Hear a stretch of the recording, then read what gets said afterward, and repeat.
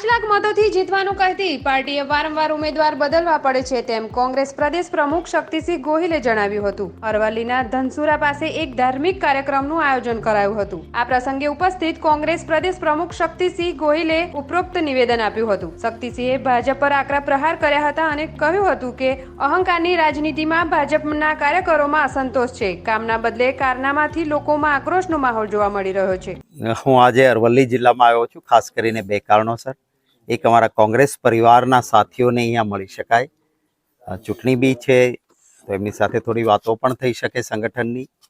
આગામી દિવસોના અમારા સકારાત્મક એજન્ડા જે છે ચૂંટણીલક્ષી લોકોની વચ્ચે જવાનો, એની પણ ચર્ચા થાય। સાથોસાથ એક ખૂબ સરસ આધ્યાત્મિક જ્ઞાન પૂરું પાડે એવા મંદિર માટે સ્વામિનારાયણ સંસ્થા તરફથી જે કાર્યક્રમનું આયોજન થયું છે એમનું પણ નિમંત્રણ છે, એટલે એ કાર્યક્રમમાં, એક ધાર્મિક કાર્યક્રમમાં પણ હાજરી આપવાનો છું। હું આભાર માનીશ મારા સાબરકાંઠા અને અરવલ્લી જિલ્લાના કોંગ્રેસના નેતાઓ અને કાર્યકર્તાઓનો કે એમણે ખૂબ સરસ સંગઠનની વ્યૂહરચના ઊભી કરીને એટલો સરસ પક્ષ માટેનો માહોલ ઊભો કર્યો કે જે ભારતીય જનતા પાર્ટી 5 લાખ મતથી જીતીશું એવી વાતો કરનારી પાર્ટીએ ઉમેદવારોને આમથી આમ બદલવાનું કામ કરવું પડે છે। અને કોઈ સારા ઉમેદવાર હોય તો એને દબાણ કરીને પણ કહે કે ભાઈ હવે તમને પહેલાં જાહેર કરી દીધા, હવે તમે સોશિયલ મીડિયામાં કહી દો કે મારે ચૂંટણી લડવી નથી। તો આ રીતે ભારતીય જનતા પાર્ટીના કાર્યકરો અને નેતાઓમાં પણ એક જબરજસ્ત અસંતોષ ઊભો થયો છે। અહંકારથી ચાલતી ભારતીય જનતા પાર્ટીએ એમના જ નેતાઓ અને કાર્યકર્તાઓને અપમાનિત કરવાનું કામ કર્યું છે, એનું આ પરિણામ છે। જાતિવાદ સામે ભાજપ લાચાર હોય એવું લાગે છે? ભારતીય જનતા પાર્ટી કામના બદલે કારનામા કર્યા છે અને લોકોના રોષની સામે લાચાર છે। હવે આમથી આમ અમારા સૌરાષ્ટ્રમાં કહેવાય છે કે થીગડા દેવાનું કામ કરે છે। એટલે ખરા અર્થમાં જે ગેરંટીઓ આપી હતી એ ગેરંટીઓમાં ભારતીય જનતા પાર્ટી ફેલ રહી। તમે જુઓ, પહેલી ચૂંટણી વખતે કહ્યું હતું 2 કરોડ નોકરીઓ ખોલીશું। નવી નોકરીઓ તો ન ખોલાણી, પણ જેની હતી એની પણ જતી રહી। ખેડૂતની આવક બમણી કરીશું, ખર્ચા ખેડૂતના બમણા થયા, આવક તો ક્યાંય બમણી નહીં થઈ। કાળું ધન લાવીશું, કાળું ધન તો આવ્યું નહીં, કાળું ધન ઉલટાનું વધી ગયું। હમણાંના જ આંકડા છે, દરેકના ખાતામાં 15 લાખ નાખી દઈશું, કોઈના ખાતામાં 15 લાખ રૂપિયા આવ્યા નહીં। જે લોકોએ આશા રાખી હતી કે ભારતીય જનતા પાર્ટી આવશે તો મોંઘવારી જતી રહેશે, એના બદલે 400 રૂપિયાનો ગેસનો બાટલો 1100 સુધી પહોંચાડ્યો। ડીઝલ 40-45-50 રૂપિયામાં હતું, એ 100 રૂપિયા સુધી પેટ્રોલ અને ડીઝલ પહોંચે। મોંઘવારીમાં લોકો પરેશાન, અને 1% ભાજપના માનીતા છે એ માલામાલ થઈ ગયા, એના દુનિયામાં અને એશિયામાં નંબર વધ્યા। એટલે જનતાનો આક્રોશ છે।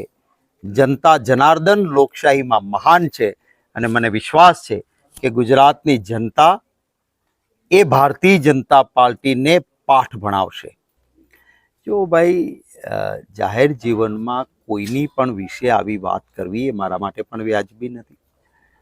ભારતીય જનતા પાર્ટીના અનેક કાર્યકર્તાઓ ખૂબ નારાજ છે, કારણ કે જેમણે ભાજપને ઊભી કરી, જેમણે સતત કોંગ્રેસનું શાસન હોય તો પણ એમના સિદ્ધાંતને પકડીને ભાજપ સાથે રહ્યા, એવા ભાજપના કાર્યકર્તાઓ જ હવે સોશિયલ મીડિયામાં લખે છે।